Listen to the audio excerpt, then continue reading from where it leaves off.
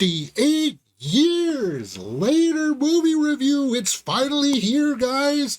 And my initial thoughts are it's not going to be the movie that everybody thinks that it's going to be about. 92% by critics.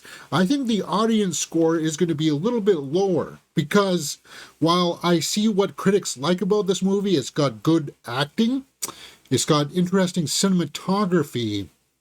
The story structure is not exactly what you think from the trailers. You saw in the trailers, okay, there's this small town, there's a father and son that have to go out and get supplies, and I guess they run into the rage virus that's been out there living in the wilderness for the last 28 years, right?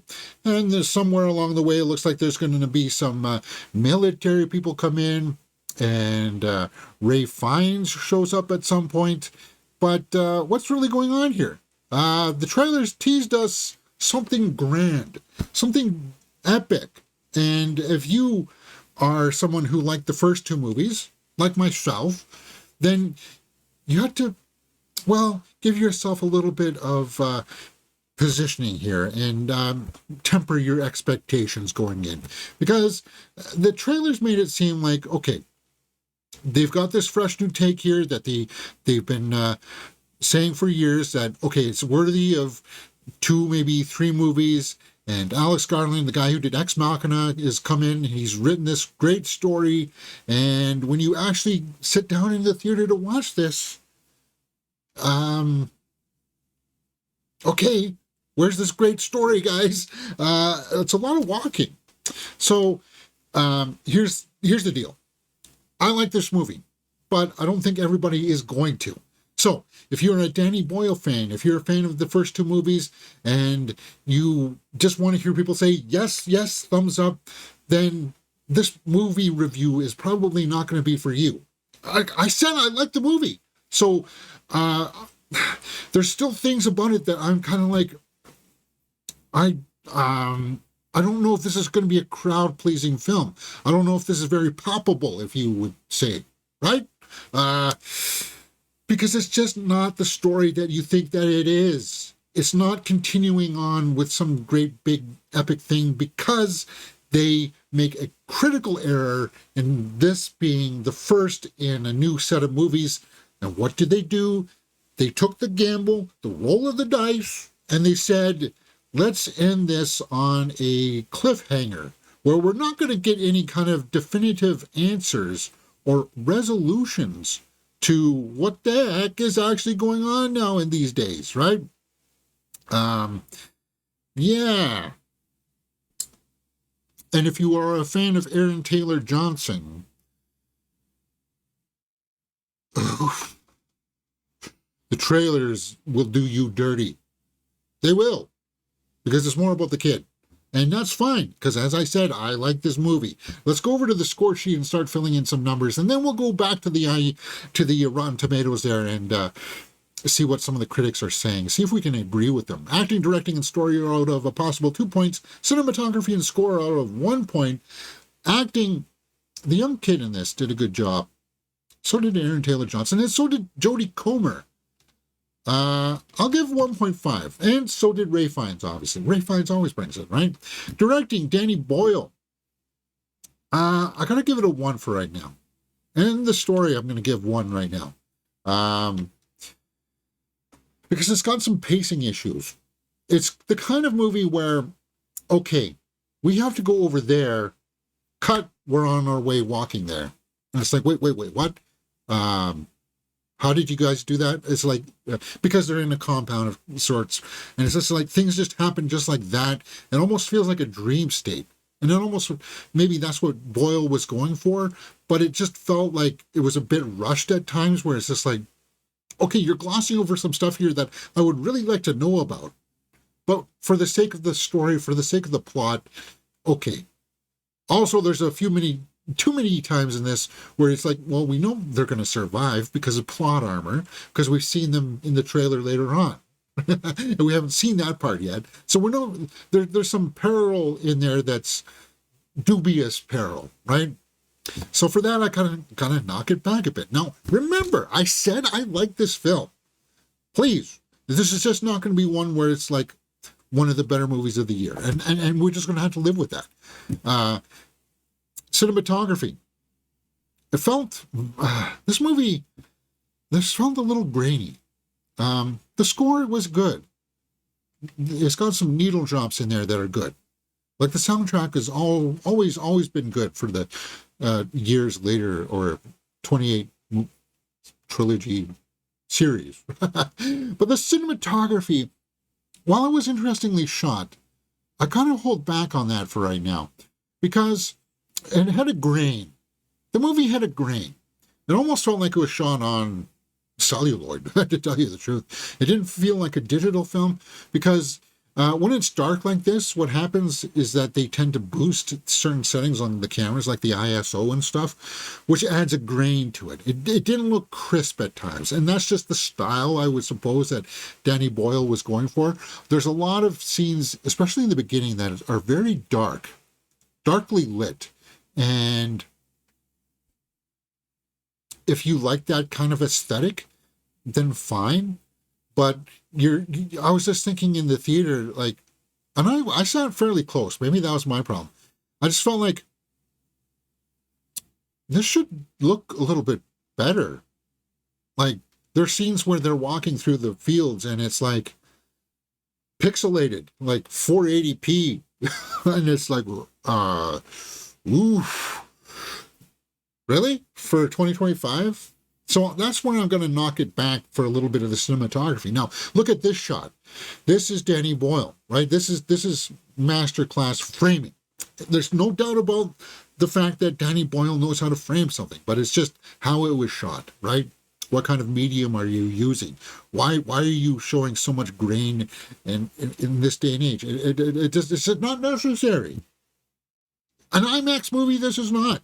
Because that grain would show up really bad on an IMAX movie. So, a screen. So, I liked this aesthetic. I did. But I can't quite give it full points because when you've got the other tools for you that make it look crisp, make it look like really nice and dark. Like there's lenses that deal with that, man. Come on. You don't need to do some of the things. I know that they're trying to be artsy-fartsy with it, and that'll work for some, but I don't think it will for others. It felt British, very British, which is fine. And you know what I mean towards the end. Like the whole cliffhanger part, you'll see what I mean by that. You'll be like, okay, they're punkers. Okay, I get it. I see what's going on here. I'm not wowed by 28 years later, like I should be. Maybe it's because we're missing 28 months later. I don't know. I'm not, hey guys, this is it. This is going to breathe new life into it. Now, as I said, I like this movie, but it's not going to be for everyone. And it's not going to be on my favorite movies of the year. But it's a competently made film with some really interesting ideas in there. I liked how they expanded the mythos of what the rage virus was with the alphas and stuff like that. I like that stuff. But this just felt like, what are we doing here? Right? And I think when we come back to the audience scores on the Tomatometer, I think the audience is going to have a really tough time with this. It's not going to be anywhere close to 92%.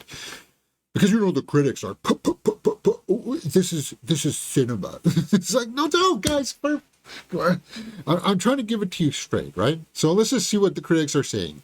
Amy Nicholson. It's a kooky spectacle, a movie that aggressively cuts from moments of philosophy to violence, from pathos to comedy. Tonally, it's an ungainly creature. From scene to scene, it lurches like the brain doesn't know what the body is doing. And yeah, because there's like dreamlike sequence. It's just, I like the ethereal stuff. I do. But it's peppered into this. And that's I guess what they're going for. And if you dig that, then you're going to like this film. a deeply earnest film, a picture whose sincerity is initially off-putting until it's endearing. Like, there is some good sentiment in there. Like, it does echo back to the original film about the father and the son, like Brendan Gleeson's character and stuff, right? And it's kind of like, okay, but it's like the mother and the son kind of thing. So, yeah. Uh, Audience reviews. Not quite up to the hype in my opinion. Story and importance of these characters didn't quite hold throughout. The trilogy storyline went into multiple directions and also didn't include, well, it didn't conclude. And that's going to rub people the wrong way too. Horrible movie. Not an actual point or not, no actual point or story. 0.5 out of 5. Yeah. So, guys, if you're looking for like a closing arc to this narrative, this movie is not that. It's not. Frank, great movie, lots of action and fun. Can't enjoy without having seen first two. See, now that's another thing too. Like, you have to sort of see the first two, otherwise this one, I guess it does have that first part. They sort of do a catch up, but it's kind of like, it's so detached from the other ones. I didn't have any problem with that. Okay, so let's go see if there's a critic who didn't like it. Let's see what the critic, establishing shot. Sure, there is plenty of to engage horror fans here, and I admire a great deal of it. But logic problems and lack of contextualization shouldn't be as shocking to those watching this long gestating sequel as the bloody carnage on display. And it is bloody. It's totally bloody. It's gory. It's graphic nudity. Full zombie Monty here going. Like the full Monty, or how do I say this? Full zombie Monty is going on here. And Boyle didn't shy away from the nudity in this one. Not by a long shot. So, if you want to see the big dangling baby's arm in this movie, this is, hey, maybe you'll like that. 28 years later. What's the synopsis here? A group of survivors of the rage virus live on a small island. When one of the group leaves the island on a mission into the mainland, he discovers wonders and horrors that have mutated not only the infected, but other survivors. No, he didn't. So what the heck? This is a bad synopsis. Like what it should say is young boy and his father. A father tries to teaches young boy the ways of the world, and the boy revolts, taking his sickly mother out into the infested land to try to find help. That's what it should say. There, yeah. That's exactly what my shorts review was going to say, too. Jodie Comer, Aaron Taylor Johnson, Rocco Haynes. Yeah, Spike. Alfie Williams. Good job. Like, the kid here, he did a good job because he's got a tough job of basically carrying this movie. And because he's the main character. There's no doubt about that. And he does have a bit of an arc, I suppose, but not really, sort of.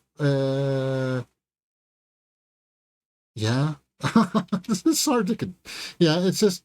God, guys. I'm just... Like, I want to be wowed, and I'm not... Jamie describes the infected as a creature that's got no mind, got no soul, apt because I feel the same about 28 years later. I'm just trying to get a sense of what the Descent is about, right? And it looks like it's just the lack of focus that I was trying to articulate in the script, where it's like a little bit all over the place. Matt Donato, someone who we respect. 28 years later is an act of cinematic anarchy and a compliment and a criticism. 3 out of 5. Like, there's stuff to like in here, but it's just, it felt like it dare I say, needed to be in the hands of a better director? A different director, maybe. I don't know. It almost felt like, Danny Boyle's heart felt like it was in it. It just didn't feel right for some reason. It's hard to say, and it's really, it's a shame because I really wanted to like this film. I did, and I do like the Ray Fiennes stuff. That stuff is really cool, and it's just there. 28 years later is a movie that's just there. Another story that happens in this universe. It doesn't really pertain to the rest of the other stories, and it ends on a massive cliffhanger. Thumbs up? I don't know. Let's wrap this up because I'm meandering. Watchability factor is out of 2 points. And if you like the first two movies, or if you are curious about to see where this goes, then I would say watch it. Would I be jumping to revisit this one? I mean, I own 28 Weeks Later, guys, on Blu-ray. That's how much I like that film. And I like 28 Days Later, too. This one is going to be in there. Jodie Comer's so good. The kid is so good. Ray Fiennes is so good. The directing is good. The acting, I'm going to give a full 2 points. I'm feeling generous because of that. Not 26 out of 10, but 6.5.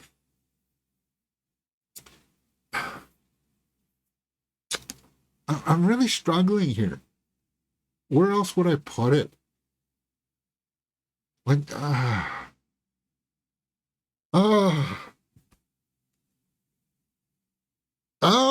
don't know, guys. 6.5 out of 10 for 28 years later. I know there's something in there better.